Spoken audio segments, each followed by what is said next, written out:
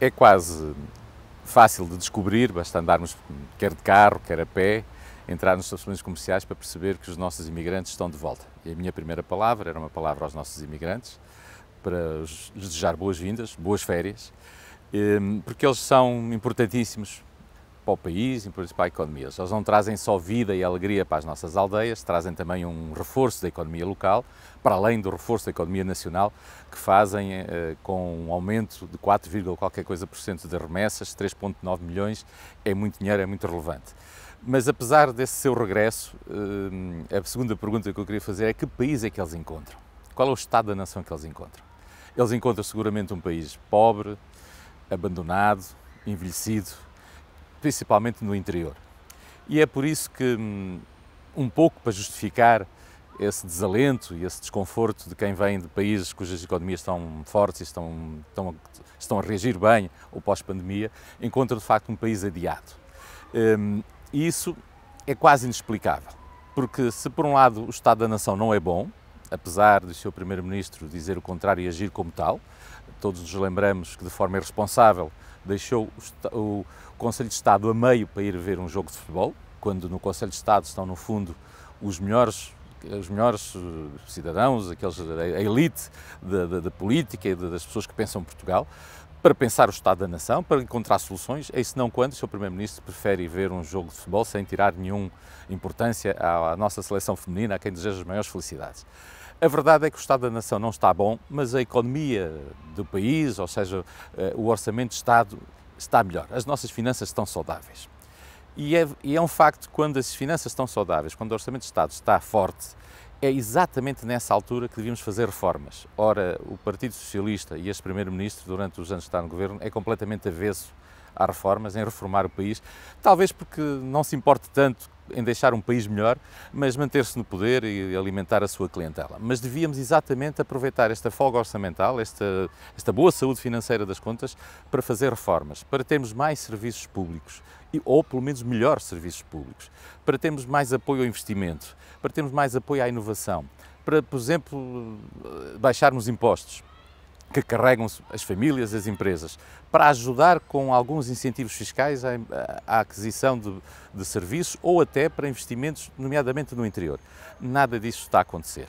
Nós temos, inclusivamente, o investimento público prometido no Orçamento Geral do Estado de um aumento de 33%, 3,5% em percentagem do PIB. A verdade é que está a níveis de 2015. Uma coisa é verdade. Todos os governos do Partido Socialista prometem um investimento público e executam exatamente outro. Não deixa de ser curioso, sendo um partido de esquerda muito preocupado com o investimento público. E a verdade é que nós estamos, inclusivamente, com fundos comunitários com taxas de execuções muito pobres. O que é que isto significa? Significa que nós não conseguimos ver, mais uma vez, nomeadamente do interior, onde chegam os nossos imigrantes, onde nós vivemos, nenhum investimento público de referência. E eu faço até um desafio para quem quiser ouvir e quiser pensar um bocadinho, que dê exemplos no passado recente, de investimento público, que sejam públicos, quando digo públicos, de grande dimensão, ou até investimentos privados com apoio do Estado de grande dimensão. E não me venham falar nem na estrada Viseu-Sátão, porque essa estava prometida para concluir e tinha um dinheiro previsto no Orçamento de 2018, nem no IP3, que estava previsto desde 2005 e cujos valores também já estavam todos cabimentados. Não é desse, apesar de eu reconhecer que há por aí uns políticos que pensam pouquinho e que estão mais preocupados com a propaganda do que a evolução do distrito, que festejem adjudicações, até já festejam alguns quilómetros de autoestrada. E, portanto, estamos num nível muito pouquinho da política. Mas não é disso que eu estou a falar, é de investimentos que, por exemplo, a Oncologia para Viseu, ou outros investimentos, ou até, por exemplo, vivemos numa região com problemas de água, Mangualde, Viseu, toda a região centro tem problemas de água e de seca. Se olharem bem para o PRR, há apenas um investimento previsto numa barragem, não é na nossa região. Portanto, isto diz muito como estamos, de facto, abandonados, sem investimento. E é por isso que eu acho que temos que olhar de forma diferente para isto. Dou outro exemplo.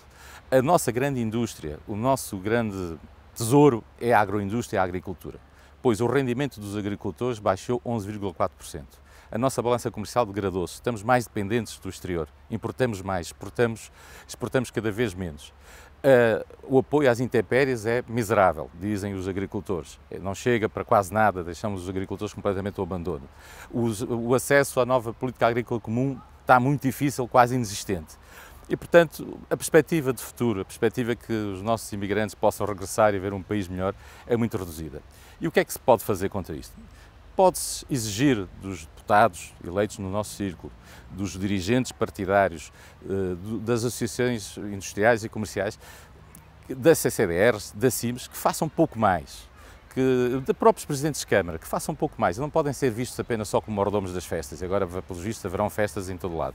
É preciso planear, é preciso saber o que queremos, é preciso ir junto do Governo reivindicar, é preciso encontrar consensos para que possamos falar a uma só voz num conjunto de investimentos, quer seja na água, quer seja nas acessibilidades. Nós precisamos de ferrovia urgentemente, nós temos a linha da Beira, mas convenhamos, a linha da Beira é uma renovação integral da via, vamos ter os mesmos comboios, andar à mesma velocidade, exatamente na mesma. Os nossos vizinhos espanhóis levam 30 anos de avanço, estão praticamente com a rede nacional ferroviária em bitola europeia, com alta velocidade e média velocidade, e nós apenas anunciamos obra e não executamos quase nada. É por isso que este é o desafio. Ou nós pedalamos a nossa bicicleta, ou nós fazemos o nosso papel de saber o que queremos ser e como vamos reivindicar, ou ficamos numa região de mão estendida, abandonada, e obviamente quando os nossos imigrantes nos visitarem ficam com aquela sensação de que nada mudou e estamos pior que o que estivemos no passado.